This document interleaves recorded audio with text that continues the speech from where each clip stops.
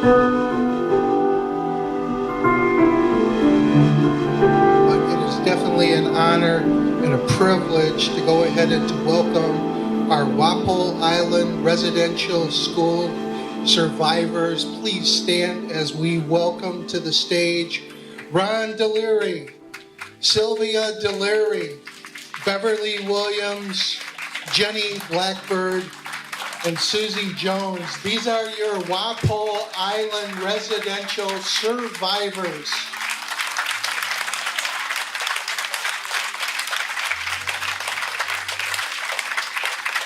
And they are going to share some courage with us, and they may be able to go ahead and to shed more light on exactly what happened to them. So I'm going to ask them to go ahead and to take a seat here. And I'm going to turn this over to Susie Jones. As you can tell, we're all getting on in years, as they say. When this video was made, we were all jumping around feeling really good. We were probably 8 to 10 years younger. My brother, who was also in the video, passed away 4 years ago. Mary Sands passed away a couple years ago. Alfreda lost her husband just 3 months ago, so she couldn't make it today. She had a doctor appointment also. So we just thank you for having us here. What people don't realize when the head guy here this morning read off the reserves or reservations that were represented in Michigan, I wanted to yell out, Walpole Island. We are unceded territory. We belong to North America. We're part of your family. You're part of our family. I have a wall hanging that lists our students. 550 of our children went to residential schools from Walpole Island alone. And this is just a small group of us. We have about 130 still living. They don't all live on reserve. But we formed first at the Shingwauk Residential School, where most of us were sent, which is a good 8-hour drive from Walpole Island. So we were really separated from our homes and our families. But in 1981, we had our first reunion, and out of that came the Walpole Island Survivors Group about 20 years later. We decided to put up, first we had a conference so that we could get together. And throughout the years, we've realized that we need what they call healing. I don't like that term, really. I like to use the term we needed to be centered. And so we work on that not only at the Shingwauk School. Mushhole survivors were very instrumental in the apologies that took place, the compensation that took place for our students, our former students. So we've been a really active group. Jenny here does language in our home community.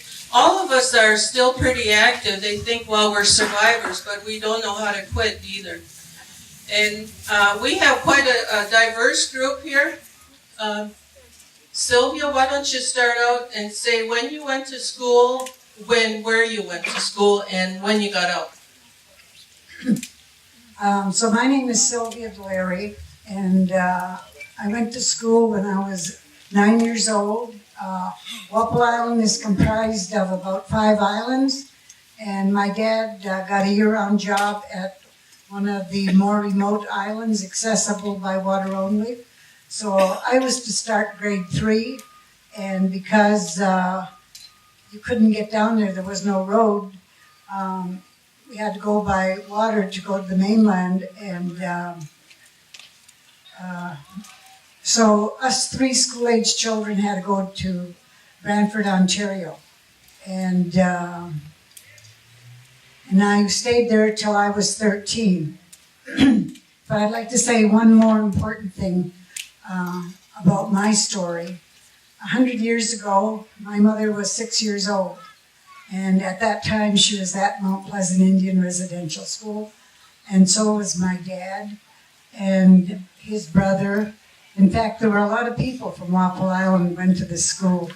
And the reason for it is, as we all know, for North American Indians, we didn't have any borders.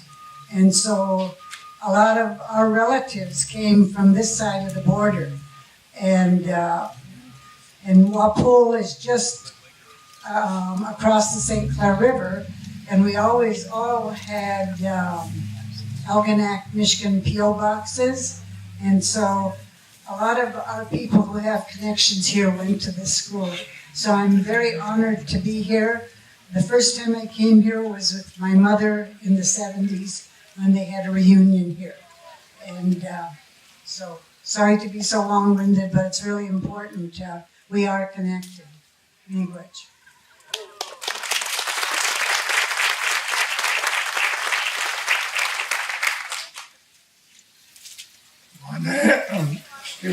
My name is Ronald Larry, and I went to Mount Elgin, 1936 to 42 when we ran away.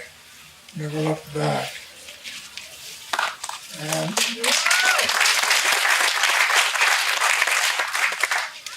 of course, I live on Walpole now, my wife on my right, 56 years.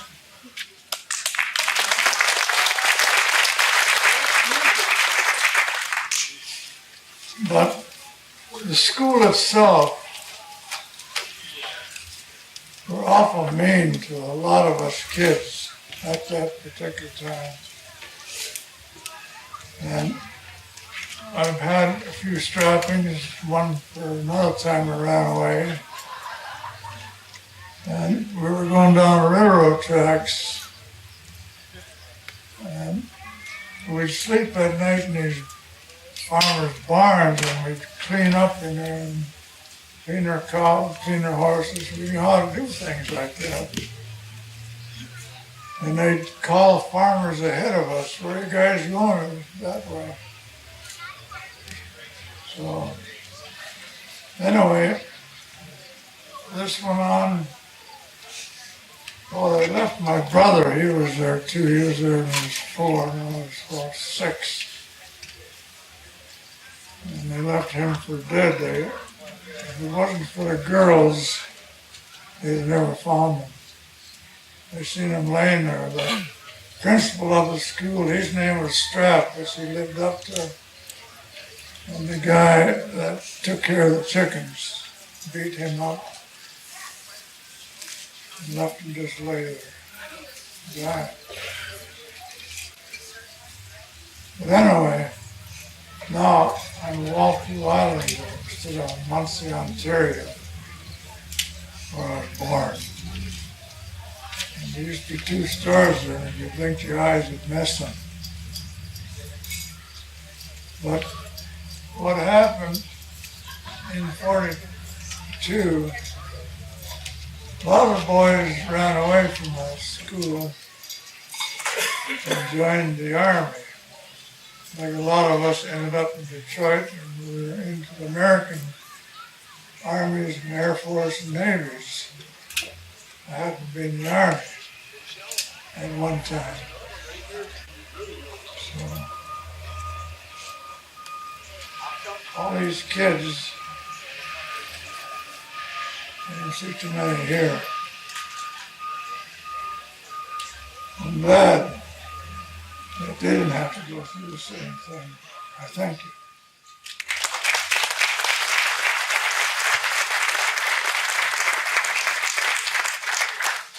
Bonjour, I'm Beverly Williams, Dishnakas.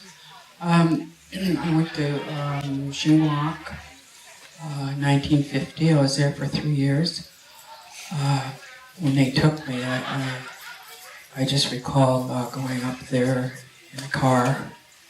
My dad and 2 men in suits going to the school. And as I described in the movie there, I just remember them taking me and forcing me into the school and cutting my hair. I was very young. I don't recall any school. I don't recall doing any work there either, like the older girls. Like I said, I was very young, and I seemed to be crying a lot, missing my parents, wondering why I was there. I had no idea.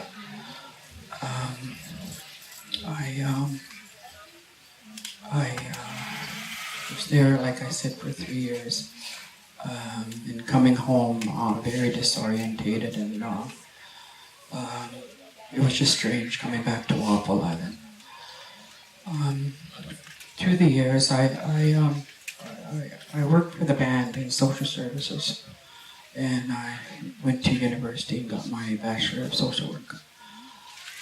We were to go to Sault Ste. Marie, Shinglock, and I wondered why I couldn't go, like I didn't want to go. I wondered what was stopping me, and finally when I got there, it hit me like a ton of bricks. I went to Shinglock. So from then on, I started researching. I was in education, I started researching, wondering what years I went, who were the teachers, and I just begun my healing from then on. It was hard, it was a hard, long journey, more or less. But the people, the real people that really helped me in my path were the elders on Walpole Island, were these people that are sitting here now.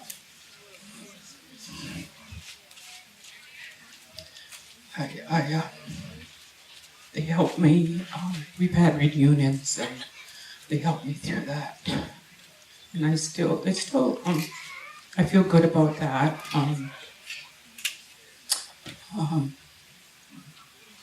Guess these are happy tears, but I remember the abuses, the hair cutting. I'll always remember that. I always have those memories. But at least it's getting easier. The more I talk about it, it really gets easier. You need to speak to your children and get them to talk and talk. There's, stuff all around us that hurt our children. I was there for 3 years, and then I just hope it never happens again. When I worked in social services, we assisted foster care children. I thought these children going through somewhat the same thing, taken from their parents, and then the loneliness, the mourning, the longing, the lack of nurturing. I suffered all that as a child, and I feel that has impacted me in my life, of being emotional now and stuff. But anyway, I'm still continuing to heal. I always can look for workshops and seek the education around residential schools. I guess that's about it. Thanks for listening.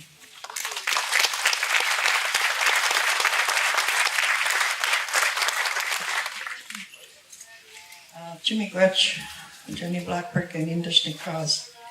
It's mommy Gwenam Ganino Gamam Piki Bishaya. Once can I can more, Tam Ashki Quetch Bicoyam Mampi Bishaya.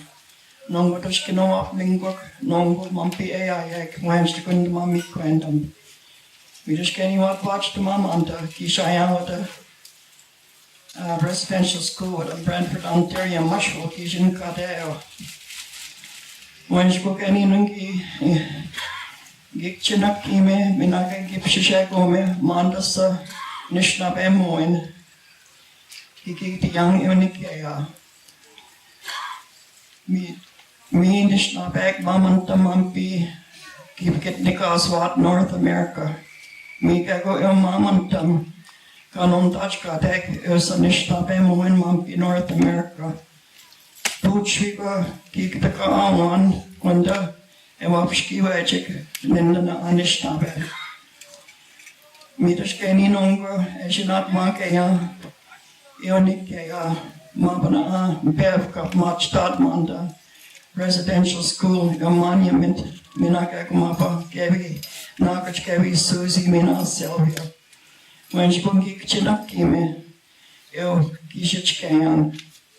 So what I'm saying is that being a residential school survivor, my father He went to Carlisle, and he also went to school with Jim Thorpe.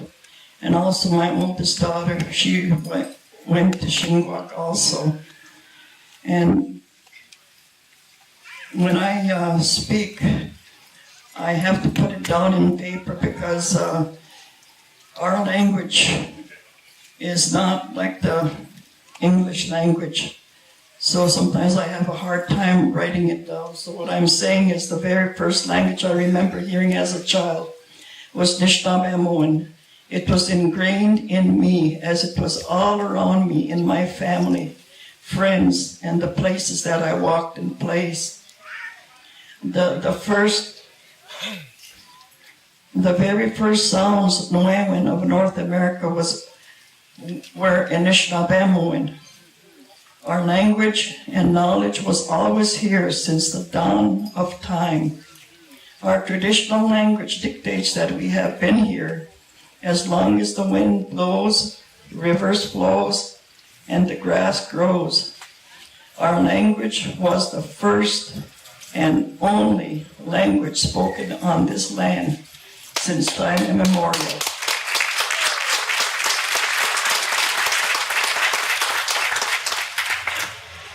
Kashem the kind and loving Shem Creator God, was here before the coming of the white man. We were here long, long before the white man. Let it be known.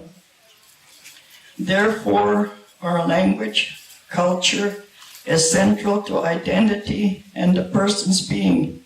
It speaks of who we are and our spirituality, our place in the world, and our heritage. It was passed down to us from past generations and is preserved in the sounds of the language. And that's what that's a translation that I just mentioned. And I'm so thankful to be here today, to be part of this here.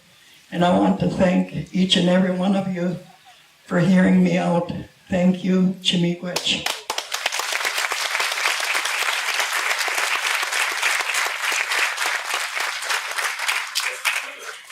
Of course, we're running behind schedule. We had hoped we'd have time for questions, but I don't think we have. I don't know where the Master of Ceremonies is. You've got all the time you want. Okay. Are there any questions? I do have the videos there. They're good for residential schools 101, as we say, because it was made so long ago. But now we're more into the impacts, and our group here has made another video for the high schools to use. And we're now going to our third generation, even though some of us are third and fourth generation residential school people. But anyway, if you want to have the video, I'll be to my left later. But I'd like to open it up for questions. I went when I was 4 and a half. Left when I was 16, so you can ask me anything, I'll tell you. Yes? I wonder if you could talk about what do you feel is lost inside of a person when we lose our Anishinaabe? Well, I'll tell you what, I'm 77 years old, and I just probably discovered the answer to that question about 3 years ago. I was just completely astounded by the loss that I felt when I realized we lost the land. That doesn't mean a deed to our land. It doesn't mean possession of our land. It meant the freedom to live on our land. And it hit me like a ton of bricks. I have not regained my language. When I went to Shingwak, I could speak Ojibwe, that's all. My mother didn't like the English language. My mother went here, incidentally, to this residential school. And she didn't like the language, and so she didn't speak it to me, and I never had a chance. I lived and worked in Michigan for all my adult life. I just now, when I was 55, returned to my reserve. But I haven't regained my language. So I feel like there is a loss there that I haven't deeply discovered. I'm reading a book called, it's written by an anthropologist, and I'll apologize for him, but he wrote on the Dene people and how they go through gaining knowledge. And I would like to be one of them guys, and especially in just kind of discovering what I lost when I lost the language. But the family, you can't regain that. It's gone. My mother, about a week before she died, she was in the hospital, and we were walking down the hallway, and she apologized to me, and I didn't know what to do with that, because to tell you the truth, I didn't know where to go with that. She had abdicated her job as mother probably when her first child was taken away, which was in the 30s. And so by the time I came along and I went to residential school at 4.5, she didn't know how to be a mother. And yet she felt that loss too on her deathbed. So there are things that you have to just let go, and things that will remain with you, and things that you haven't discovered yet. So keep your minds and your hearts open, and you'll lead a good, healthy life if you don't carry all the baggage around. But just go for it. We're all survivors here, and I think that's why we live longer. Bev's probably the youngest one. Can I ask you how old you are, Bev? No? Okay. Thanks. Any other questions? Okay. Feel free to come up and ask any one of us questions. If we're not used to doing this, we're getting used to doing this. So thank you very much for being attentive.